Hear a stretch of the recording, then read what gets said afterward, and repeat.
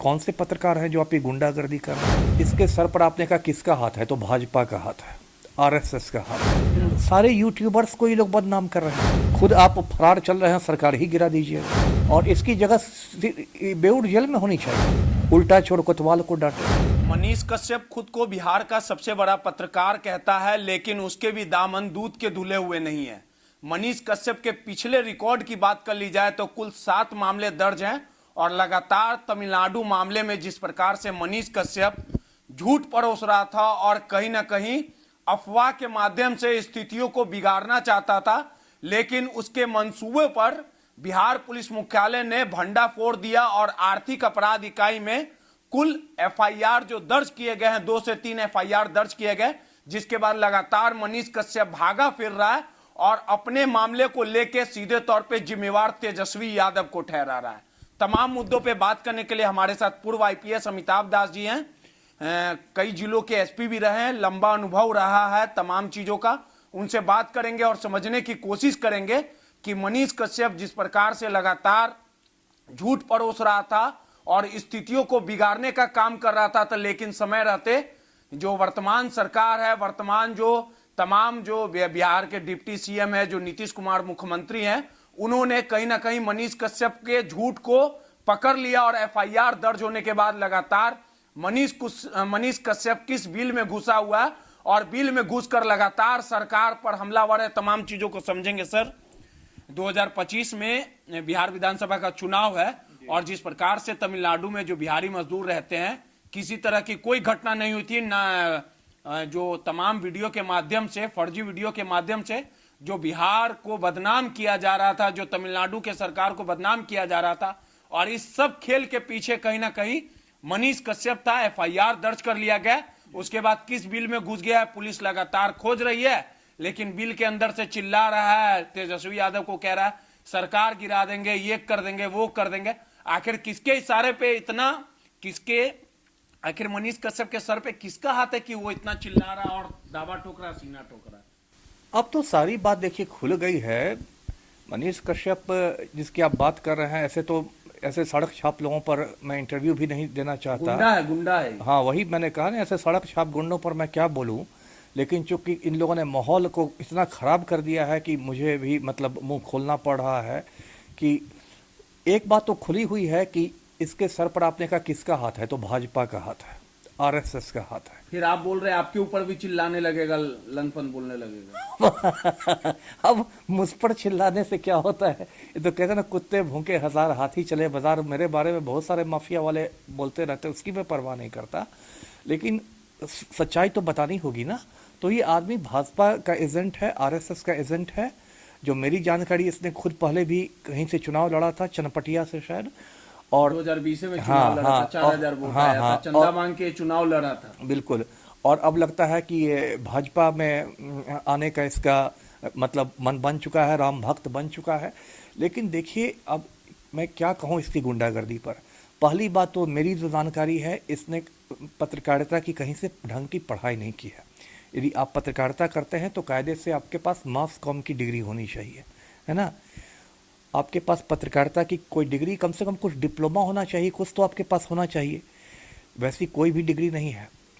इसके पहले आप इसका ट्रैक रिकॉर्ड देखिए। हमेशा से इसने मतलब मुसलमानों के खिलाफ भड़काने वाली बात या इस तरह के भड़काने वाली बात की। मैं तो ये देख रहा था कि 2-3 साल पहले जो कश्मीरी दुकानदार आए थे पटना में कपड़े बेचने के लिए, उन लोगों के साथ इसने मारपीट की थी। अब बताइए, आप कौन से पत्रकार हैं जो आप ये गुंडागर्दी कर रहे हैं? सारे कश्मीरी तो आतंकवादी नहीं होते हैं। कश्मीर का कोई गरीब आदमी यदि पटना आया है रोजी रोटी कमाने के लिए, तो आप उसके साथ कैसे मारपीट कर देंगे? पुलिस पर हमला करने का आरोप है, पुलिस पर एफआईआर दर्ज है, इस पे एफआईआर दर्ज है मोतिहारी में। इसमें अब बताइए, ऐसे ये तो कहते थे पहले राजनीति का अपराधीकरण हुआ था बिहार में, अब एक नया ट्रेंड हुआ है कि पत्रकारिता का अपराधीकरण हो गया है ना। पत्रकारिता का अपराधीकरण हो गया है और गुंडे मवाली लोग अपने को पत्रकार करके घूमने लगे हैं। अब देखिए, इसकी रिपोर्टिंग की टाइमिंग देखिए आप। जिस समय तेजस्वी यादव चेन्नई गए थे, वहाँ के मुख्यमंत्री जो है तमिलनाडु के स्टालिन, तो उस जन्मदिन पर मतलब बहुत सारे विपक्षी नेताओं का ये हुआ था, जुटान हुआ था। आमंत्रित किया गया था। हाँ, आमंत्रित किया था बर्थडे मनाने के लिए, और विपक्ष के बड़े बड़े मतलब दिग्गज नेता लोग पहुंचे थे एक मंच पर, तेजस्वी यादव भी गए थे। और टाइमिंग देखिए, उसी समय क्या हुआ कि ये वीडियो वायरल होता है। अब ये बात आ रही है कि ये सारे का सारा फर्जी वीडियो था, जिसको पटना के एक मतलब किराए के मकान में कहीं लेके बनाया गया था। भाई ये तो हद हो गई। तो आप एक बात नहीं लगता है सर कि जाके स्टालिन से मिलते हैं तेजस्वी यादव, 2025 में चुनाव भी है, 24 में चुनाव भी है, और जिस प्रकार से खुद को पत्रकार कहता है मनीष कश्यप, लेकिन जिस प्रकार से आप लहजा देखिएगा, तमाम हिंदू मुसलमान करता है, नफरत फैलाता है, और तेजस्वी यादव के तमिलनाडु जाने के समय ही इस तरह का तमाम प्लानिंग साजिश के तहत चीजों को भड़काने का काम किया वीडियो के माध्यम से। वही ना मैं कह रहा हूँ, वही तो मैं कह रहा हूँ कि आप टाइमिंग देखिए। जब तेजस्वी यादव स्टालिन के जन्मदिन समारोह में गए, उसी समय ये वीडियो रिलीज हुआ। एक तो टाइमिंग देखिए कितना संदिग्ध है।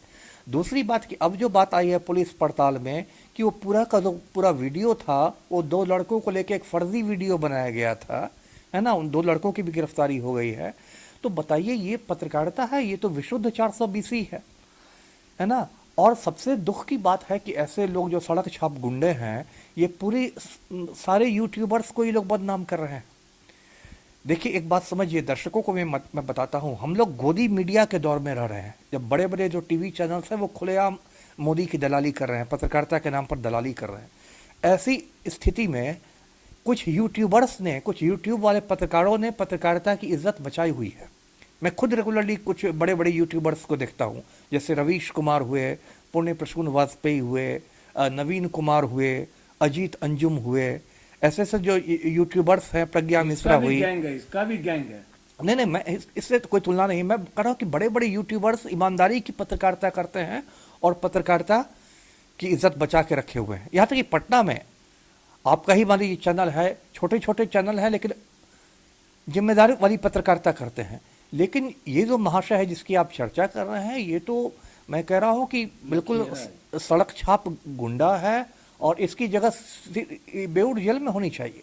और देखिए, इसका मन कितना बड़ा हुआ, कहता है बिहार सरकार गिरा देंगे। अरे छोटे मुंह बड़ी बात, है ना। खुद आप फरार चल रहे हैं, सरकार ही गिरा दीजिएगा, उल्टा छोड़ कोतवाल को डांटे, है ना। और इसको चूंकि भाजपा का एजेंट है, इसलिए इसको भाजपाई चैनल सब जो हैं, भाजपाई टीवी चैनल जो हैं, या जो उनका जो है आईटी सेल है, वो सब इसको मतलब चाहते कि ये कोई हीरो बन जाए, कोई नायक बन जाए, है ना। ये कौन सा ये है। तमिलनाडु में बहुत सारे आईपीएस हैं जो बिहार के रहने वाले हैं। कई आईपीएस अफसरों को मैं व्यक्तिगत रूप से जानता हूँ, और वो लोग आके कह रहे हैं, मतलब ऑन रिकॉर्ड कह रहे हैं कि नहीं, ऐसी कोई घटना नहीं हुई थी। वो लोग क्या सन ऑफ बिहार नहीं है? वो क्या बेटे ऑफ बिहार नहीं है? ये क्या एकमात्र यही बेटा है? तो ऐसे लोगों की जगह, ऐसे गुंडों की जगह सिर्फ बेऊर जेल है और कहीं नहीं है। ये तो बोला है कि हम बेऊर जेल से आएंगे तो कोई फर्क नहीं पड़ेगा, उसके बाद तो आओ गर्दा कर देंगे। अब ये तो, अब इसको देखिए, इसके लिए बिहार में एक शब्द है, उसको थेथराई कहते हैं, बिहार में बहुत प्रचलित शब्द है। अब कोई थेथराई करे तो उसका तो कोई जवाब नहीं है। लेकिन आप जेल जा रहे हैं तो कोई आप नेल्सन मंडेला तो नहीं है कि आप किसी महान कार्य के लिए जेल जा रहे हैं। सीधे तौर पे माना जाए ना कि चुनाव को लेके और जिस प्रकार से मनीष कश्यप को लगातार फंडिंग किया जा रहा था, इसको बिल्कुल जिस प्रकार से लगातार मनीष कश्यप यहाँ से वहां चल जाए, बिहार की बदनामी करे। अरे इसका मैं कहता हूँ, यदि चुनाव में इसका फायदा लेना चाहती थी बीजेपी, ये पूरा खेल खेल के 200% 200% बात है कि भाजपा और आरएसएस का ये मोहरा है ना। भाजपा और आरएसएस का मोहरा है। इसके बैंक अकाउंट की जांच, तमिलनाडु वाला मामले को आग लगाने के लिए इसका मोहरा का इस्तेमाल, बिल्कुल महागठबंधन को बदनाम करने के लिए। गिरफ्तारी होगी तो बड़ा मुंह खुलेगा, तो बड़े लोगों का नाम भी आएगा सर। आना चाहिए। जो इनके आका बैठे हुए हैं, नागपुर में आरएसएस मुख्यालय में बैठे हुए हैं या दिल्ली में बैठे हुए हैं, जो भी आका हैं, उन आकाओं की भी पहचान होनी चाहिए कि आप महागठबंधन सरकार को डिस्टेबलाइज करने के लिए, अस्थिर करने के लिए फर्जी वीडियो बनाते हैं, फर्जी खबरें चलाते हैं समाज में। पकड़ा काहे नहीं जा रहा अभी तक? ये बात तो आप पुलिस मुख्यालय हो रहा है। जब इस तरह से मामला दर्ज होता है और अपराधी फरार हो जाते हैं तो पुलिस किस रणनीति पे काम करती है? एसआईटी टीम का गठन होता होगा? बिल्कुल बिल्कुल कायदे से होना चाहिए, हो भी रहा होगा। एसआईटी का गठन होना चाहिए, छापेमारी होनी तो चाहिए, लगातार भाव करा इधर उधर। कोर्ट से वारंट लेना चाहिए, वारंट पर भी गिरफ्तार नहीं हो तो कुर्की होनी चाहिए, प्रॉपर्टी अटैचमेंट, उसकी तो एक पूरी प्रक्रिया बनी हुई है। सीआरपीसी में उसकी एक पूरी प्रक्रिया बनी हुई है। अपना आदमी से बोलवाता कि अब हम सीएम बनेंगे, ऐसे बनेंगे बिहार का। ये तो आप देखिए, सपना देखने पर कोई टैक्स नहीं है। लोग जो हैं इसके वो बोलते हैं। अब देखिए, एक आडवाणी जी हैं, वो पिछले 50 साल से पीएम बन रहे हैं, है ना। आडवाणी जी हैं, जब मैं स्टूडेंट हुआ करता था तब भी सुनता था कि देश के भावी प्रधानमंत्री हैं, है ना। तो कोई सपना देखने पर तो कोई टैक्स नहीं है हिंदुस्तान में, है ना। वो सीएम बन सकता है, हिंदुस्तान का कोई भी नागरिक बोल सकता है कि मैं सीएम बन जाऊंगा, मैं पीएम बन जाऊंगा, कौन रोकने वाला है। लेकिन ये सब ये सड़क छाप गुंडे हैं, और सड़क छाप गुंडे की जगह सिर्फ बेउर जेल है और कहीं नहीं। देखिए, सीधे तौर पे पूर्व आईपीएस अमिताभ दास जी हैं, लंबा अनुभव रहा है, और जिस प्रकार से तमिलनाडु मामले को लेकर जो नफरत फैलाने की कोशिश मनीष कश्यप की तरफ से की जा रही थी, मनीष कश्यप मोहरा है, और इस पूरे खेल के पीछे, पर्दे के पीछे आरएसएस का हाथ था। आरएसएस तमाम इन मनीष कश्यप का इस्तेमाल करके चीजों को बिगाड़ना चाहता था, लेकिन समय रहते बिहार पुलिस ने उसके मंसूबों पर पानी फेर दिया, और इस पूरे घटनाक्रम में अमिताभ दास ने कहा है कि मनीष कश्यप की गिरफ्तारी की जाए और उसका ठिकाना सिर्फ बेउर जेल है। रोहित, नटराज न्यूज़, पटना।